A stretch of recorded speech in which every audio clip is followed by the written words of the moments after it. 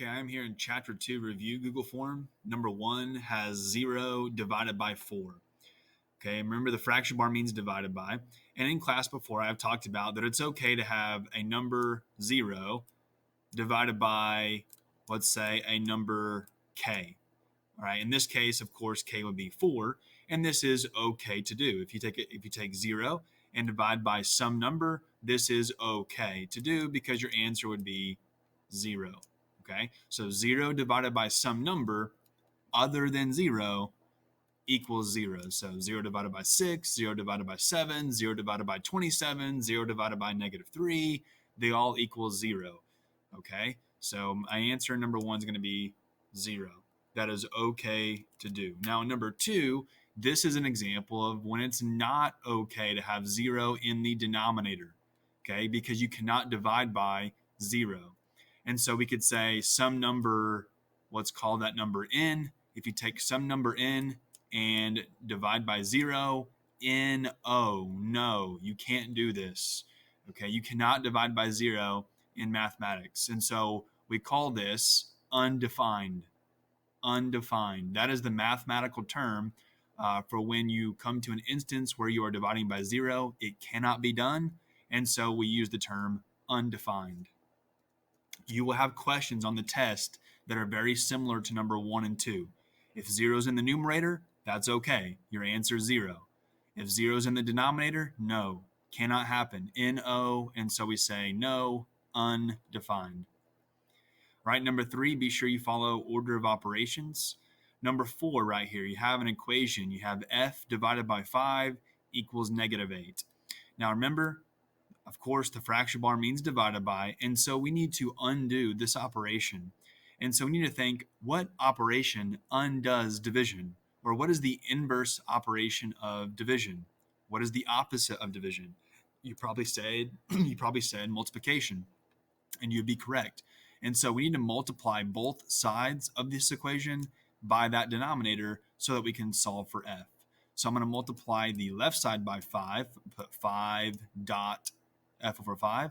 And if I multiply the left side by 5, I should also multiply the right side by 5 because that is the golden rule for equations. Whatever you do to one side of the equation, you must also do the same thing to the other side of the equation.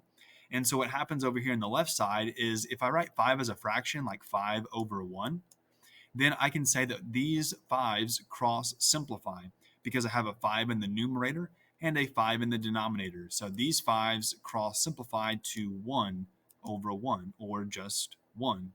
And so on the left side, what I'm left with is 1 times f.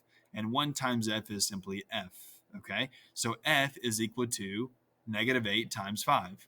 And what's -8 times 5? Different signs negative. 8 times 5 is 40. So f is -40. I can always check my answer by plugging that value, -40, in for f. And let's see if it makes sense. Is -40 divided by 5 -8? Yes, it is. So my solution makes sense. In number 5, it says -18 is equal to -3t. Now remember, when you have a number written right next to a variable, like we have on the right side of this equal sign, that is understood to be multiplication. This is multiplication over here on this right side. It's -3 times t. And so just like in number 4, where we undid the division by multiplication, here in number 5, we're going to undo this multiplication by division. Okay? And so we're going to undo multiplication by division. We're going to show a horizontal fraction bar for dividing. We're going to divide both sides by this number right there in front of t. Now, is this number in front of t a 3, or is it a -3? Well, to me, it looks like there's a negative sign right there. Do you see the negative sign? That means this number is not 3. That is a -3. And so that is the number that I should divide both sides by. I'm going to divide both sides not by 3, but by -3.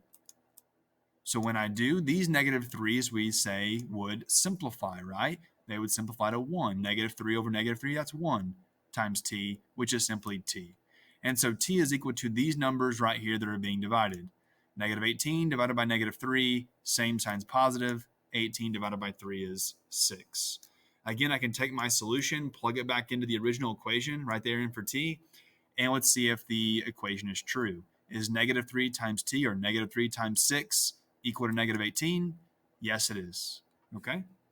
So that is indeed the solution. So I'm just using my knowledge of inverse operations.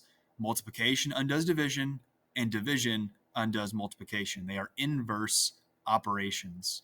Number 6, be sure you find the value on the left side and the value on the right side, and then compare those numbers. Number 7, very similar, follow order of operations. Find your number on the left, find your number on the right, and then compare the two using less than, greater than, or equal to. Number 8, this is multiplication, right? If I have a number 0 written right next to a negative number in parentheses, that is understood to be multiplication. And so, of course, if I'm multiplying by 0, you know what the answer is. Number 9, Chris owns 3 shares of stock. It decreases in price by $3. So if the price is decreasing, am I going to write that with a positive integer or a negative integer? Negative, right? If it's decreasing, it's going down by $3. So each of my shares of stock, 3 shares of stock, are going down $3 each. And so my stock is going down $3, and I'm multiplying that by the number of shares of stock that I have. So negative 3 times 3 is going to give me my answer here. Number 10, if Larry is burning calories, that means they're going away. And so my integer is going to be a negative 200, right? He's burning 200 calories for this many hours. And so the question is, write an integer to represent how many calories he burns in those 4 hours. So I would expect my integer to be negative because he is burning calories, right? They're going away. Okay, number 11, we're evaluating this expression. Remember, when you evaluate, your answer is a value, a number, right? So your answer should not have a letter in it, not have a variable. It should just be a number. Okay, so I'm going to evaluate this expression, negative 3x, when x equals negative 7. So step 1, I set the problem up. Every time I see a variable, I'm going to put parentheses instead. So I have negative 3. Then instead of putting the x, I'm going to put parentheses. That's step 1. I just simply set the problem up. Step 2, I plug in or sub in what the value of the variable is equal to. So x equals negative 7. I'm going to put that negative 7 right here in where x would be. So there's negative 7. All right, so that's step 2. I plug in. Step 3, I just follow order of operations. So I have negative 3 written right next to a negative 7. This, of course, is multiplication. That's what negative 3x means, right? Negative 3 times x. And I'm told x is negative 7, so I have negative 3 times negative 7. So I'm going to follow multiply divide rules. Same sign's positive. 3 times 7 is 21. So the value of this expression when x is negative 7 would be 21. Right? You try number 12. 13, evaluate when t equals negative 5. So 9 plus 3t is my expression, and I'm going to evaluate this. So step 1, set it up. I'm going to copy the expression, except every time I see a variable, I'm going to put parentheses instead. So I have 9 plus 3t. Okay, I didn't write t, I wrote the parentheses instead. That's step 1, I set it up. Step 2, I plug in. I'm going to plug this value right in here where t would be. So I'm going to plug that negative 5 in. Be sure that you plug in the correct value. This is not a 5. That is a negative 5. So I plug in negative 5 in the parentheses. So I've set it up. I've plugged in. Now I'm going to follow order of operations in order to evaluate. I have addition and multiplication. According to order of operations, I should multiply first. So I have a positive 3 times a negative 5. So I'm going to bring the 9 down for now. What's 3 times negative 5? That would be negative 15, right? Now I have 9 minus 15, so I need to follow add subtract rules. 9 is positive, 15 is negative, so they have different signs. So I'm going to say in my head, different signs subtract, keep the big guy. Big guy's negative, so my answer is negative 6. I'm going to evaluate this expression when p is negative 6. So what does the horizontal fraction bar mean? It means division, right? So I could read this as p divided by negative 6. All right, so I can set it up. I can put parentheses where the variable's at, p divided by negative 6. Step 2, plug in. I'm going to take that negative 6 and put it right there.